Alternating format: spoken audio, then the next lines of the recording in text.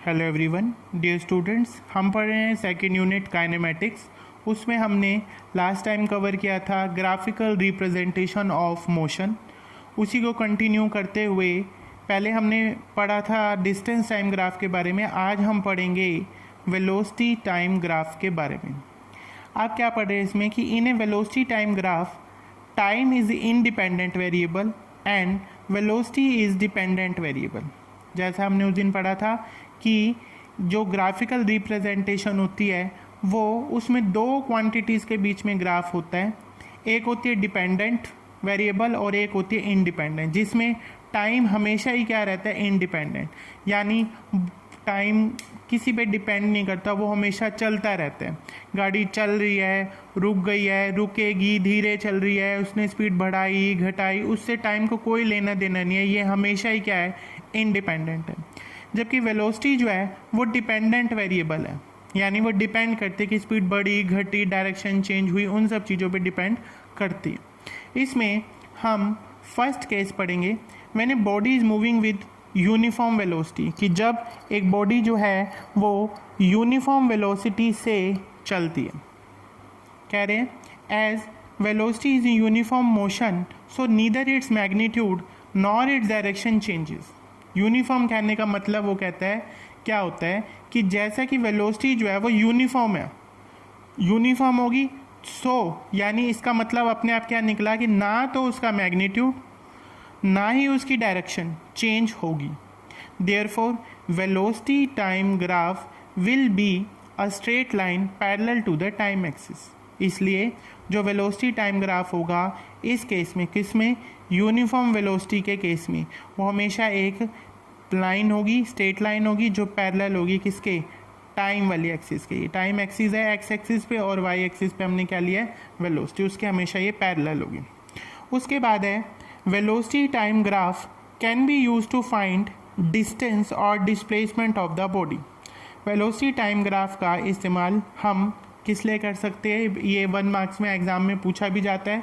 इसका इस्तेमाल हम करते हैं डिस्टेंस या फिर डिस्प्लेसमेंट को ढूंढने के लिए। एस क्या चीज़ है, area under the velocity time graph. उसके बाद दूसरा slopes of velocity time graph, ये इसका सेकेंड यूज़ है कि जो स्लोप होती है वेलोसिटी टाइम ग्राफ की gives the acceleration of the body, ये बॉडी की एक्सेलरेशन देती है। डिस्टेंस और डिस्प्लेसमेंट ये किसके बराबर होता है, area of rectangle A B C D. यानी अगर हम ये कहना चाहते हैं कि ए से बी तक बॉडी गई तो उसे कितनी दूरी तय कर ली, डिस्टेंस कितना, तो हम एरिया अंडर द ए से बी के नीचे ये सारा एरिया परपेंडिकुलर डालेंगे, यानी ए बी, ये सी डी ई, इनके ये पूरा रेक्टेंगल के बीच में जो कुछ भी फंस जाएगा एरिया इसके बीच में। अब सेकेंड केस है when the body is moving with uniform acceleration. Uniform acceleration से यदि बॉडी चलती है तो वो क्या होगा, उसका इस तरीके से ग्राफ होगा, ओ पॉइंट से यानी ओरिजिन से वो बढ़ता ही चला जाएगा। इसकी जो हम स्लोप निकालेंगे वो किसके बराबर होगी, टेंजेंट थीटा, और ये टेंजेंट थीटा किसके बराबर होगा,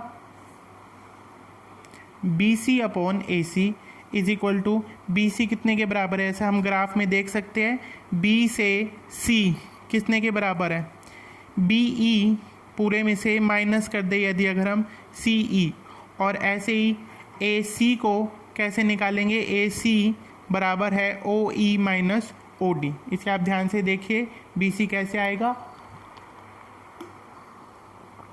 ऐसे ही ए सी आएगा ओ ई माइनस ओ डी। तो ए एक्सेलरेशन जो है वो टेंजेंट थीटा के बराबर है, जो कि बराबर है v2 minus v1 upon t2 minus t1।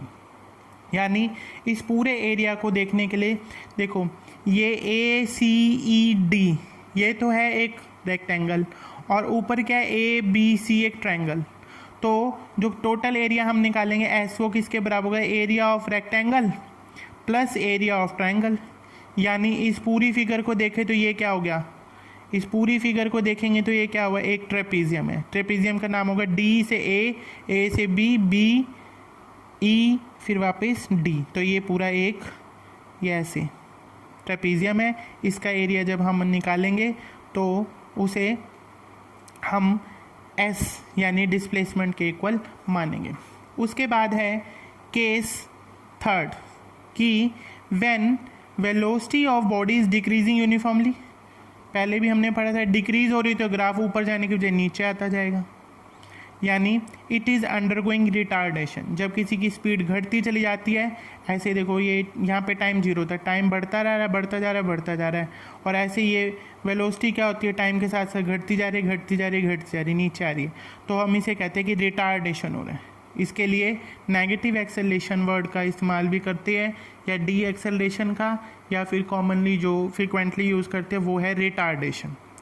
उसके बाद है case number 4 when a body is moving with uniform acceleration but its initial velocity is not zero।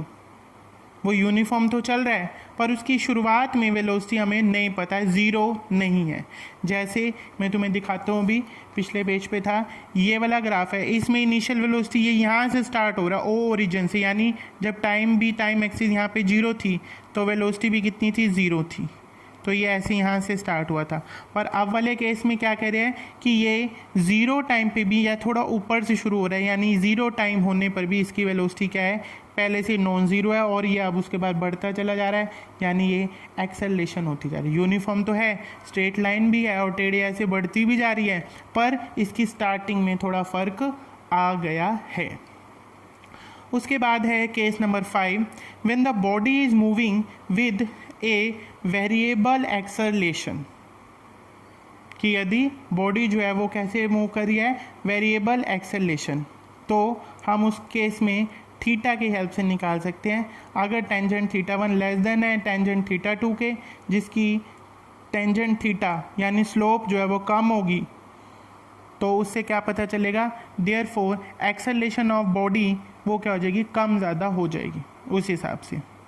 उसके बाद है a ball is thrown vertically upward, plot the graph of VT and acceleration time graph.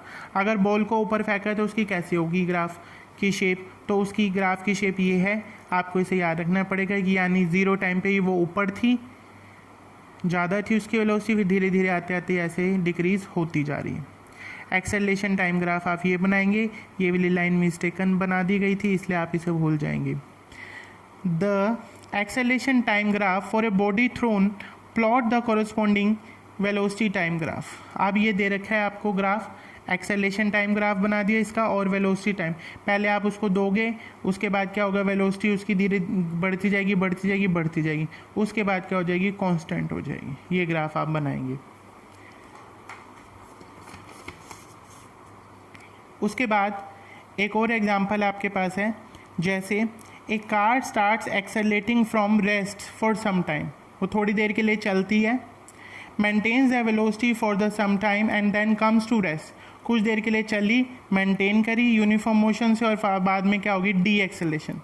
मतलब ये graph आएगा, पहले वो चली, speed बढ़ती रही बढ़ती रही बढ़ती रही, फिर उसके बाद एक जैसी स्पीड होगी, ये एक सेम स्पीड पे, और फिर यहाँ आने के बाद फिर उसके बाद ये घटने लगी, ये सीधी लाइन नहीं बनी थी इसलिए 2 बन गई, एक को आप रिमूव कर लेंगे, एक ही आएगी यहाँ पर। उसके बाद जैसे एक ही एग्जांपल दिया हुआ है इसमें कि a ball is thrown vertically up with a constant speed of 20, यानी 20 मीटर पर सेकेंड की स्पीड से उसे ऊपर फेंका गया है, construct a t and x t graph. तो पहले हम उसकी टाइम निकालेंगे, टाइम निकालने के लिए हमने पहली इक्वेशन का इस्तेमाल किया, v is equal to u plus a t. जब वो ऊपर पहुंच जाएगी तो उसकी फाइनल वेलोसिटी क्या होती है, 0। जब किसी बॉडी को फेंकते हैं तो ऊपर जाते जाते जाते उसकी स्पीड कम हो जाती है और एक टाइम ऐसा आता है जब वो 0 हो जाती है। u उसकी 20 है और माइनस जी टी, माइनस क्यों है, क्योंकि ये ऊपर जा रही है, यानी एक्सेलरेशन इसकी कैसी होगी, नेगेटिव होगी, अगेंस्ट जा रही है ग्रेविटी के। टाइम निकले यहाँ से 2 सेकेंड। फिर हमने तीसरी इक्वेशन मोशन की इस्तेमाल करी, v square minus u square is equal to 2as होती थी, ऐसे यहाँ पे लिखा v square minus u square is equal to 2gh। इसमें ये सारी वैल्यूज पुट करी हमने, v 0 है, u जो है वो आपको दिया हुआ है 20 मीटर पर सेकेंड, यहाँ पे हमने इस्तेमाल करी 2,